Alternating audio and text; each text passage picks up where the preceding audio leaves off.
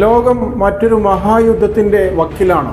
കഴിഞ്ഞ ശനിയാഴ്ച ഇറാന്റെ പരമോന്നത നേതാവ് ആയത്തുള്ള അലി ഖാംനെയി കൊല്ലപ്പെട്ടതോടെ മിഡിൽ ഈസ്റ്റ് ഒരു അഗ്നിപർവ്വതമായി മാറിയിരിക്കുകയാണ്. ഇതിനിടെ ഇറാന്റെ വിപ്ലവ സൈന്യമായ IRGCയോട് കീഴടങ്ങാൻ ഡൊണാൾഡ് ട്രംപ് ആവശ്യപ്പെട്ടു. കീഴടങ്ങുക അല്ലെങ്കിൽ മരിക്കുക, ഇതായിരുന്നു ട്രംപിന്റെ അന്ത്യശ്വാസം. എന്നാൽ ട്രംപിനെ ഞെട്ടിച്ചുകൊണ്ട് ഇറാൻ തിരിച്ചടിച്ചത് സമാനതകളില്ലാത്ത രീതിയിലാണ്. എന്തുകൊണ്ടാണ് ട്രംപിന്റെ വാഗ്ദാനങ്ങൾ ഇറാൻ സൈന്യം തള്ളിക്കളഞ്ഞത്? എന്താണ് ഈ IRGCയുടെ രഹസ്യം? നമുക്ക് പരിശോധിക്കാം.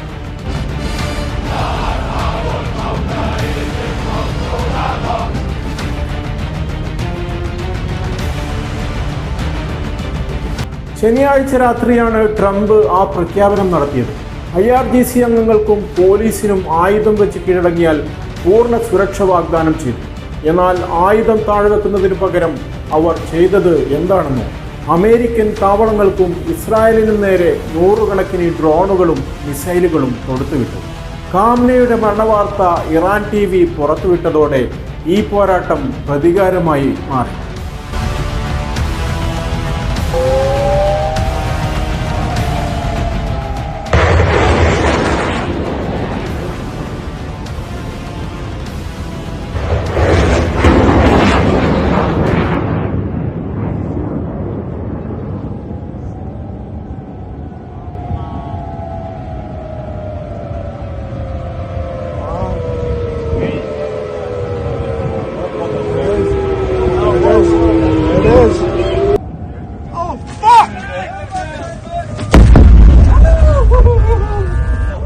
ട്രംപ് കരുതിയതുപോലെ സൈന്യത്തിൽ നിന്ന് ആരും കൂറുമാറിയില്ല. അതിന് പിന്നിൽ വലിയ കാരണങ്ങളുണ്ട്. എന്താണ് ഈ IRGC?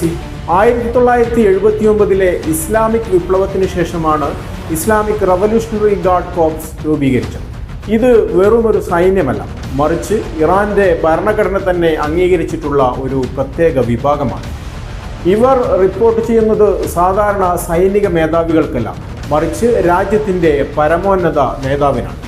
കരസേന, നാവികസേന, വ്യോമസേന എന്നിവയ്ക്ക് പുറമെ ആഭ്യന്തര സുരക്ഷാ വിഭാഗമായ ദാസിജ്, വിദേശ ഓപ്പറേഷനുകൾ നടത്തുന്ന ഖുദ്സ് ഫോഴ്സ് എന്നിവയും ഇവർക്കുണ്ട്. ഇറാന്റെ ആണവ നിലയങ്ങളുടെ സുരക്ഷയും മിസൈൽ പ്രോഗ്രാമും പൂർണ്ണമായും IRGCയുടെ കൈകളിലാണ്.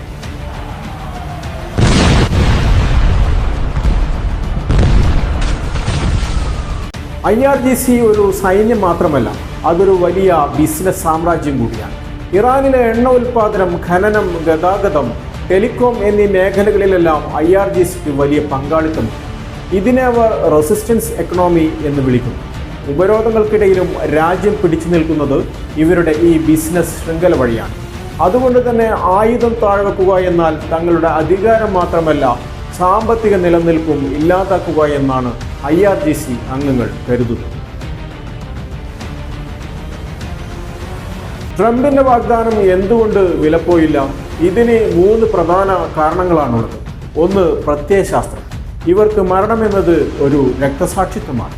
വെറും ശമ്പളത്തിന് വേണ്ടി ജോലി ചെയ്യുന്നവരല്ല ഇവർ. രണ്ടാമത്തെ കാരണം സാമൂഹിക പദവിയാണ്. IRGC അംഗങ്ങൾക്ക് ഇറാനിൽ വലിയ ബഹുമാനവും ആനുകൂല്യങ്ങളും ലഭിക്കുന്നു. അത് നഷ്ടപ്പെടുത്താൻ അവർ തയ്യാറാണ്. ഇതിനെല്ലാം ഉപരി തങ്ങളുടെ കൈവശമുള്ള ഡ്രോണുകളും മിസൈലുകളും ഉപയോഗിച്ച് അമേരിക്കയെയും സഖ്യകക്ഷികളെയും മുട്ടുകുത്തിക്കാൻ കഴിയുമെന്ന് അവർ വിശ്വസിക്കുന്നു. വിദഗ്ധരുടെ അഭിപ്രായത്തിൽ ഖാംനെയുടെ മരണം ഇറാനെ തളർത്തുകയല്ല, മറിച്ച് IRGCയുടെ അധികാരം വർദ്ധിപ്പിക്കുകയാണ് ചെയ്യുക. ഒരുപക്ഷേ ഭാവിയിൽ ഇറാൻ ഒരു പൂർണ്ണ സൈനിക ഭരണകൂടമായി മാറിയേക്കാം. ട്രംപ് പ്രതീക്ഷിച്ചതുപോലെ ഒരു ജനാധിപത്യ വിപ്ലവത്തിന് പകരം കടുത്ത പോരാട്ടത്തിനാണ് ലോകം സാക്ഷ്യം വഹിക്കാൻ പോകുന്നത്. മിഡിൽ ഈസ്റ്റിലെ ഈ യുദ്ധം ലോകസമാധാനത്തെ എങ്ങനെ ബാധിക്കും? നിങ്ങളുടെ അഭിപ്രായങ്ങൾ താഴെ കമൻറ്റ് ചെയ്യുക.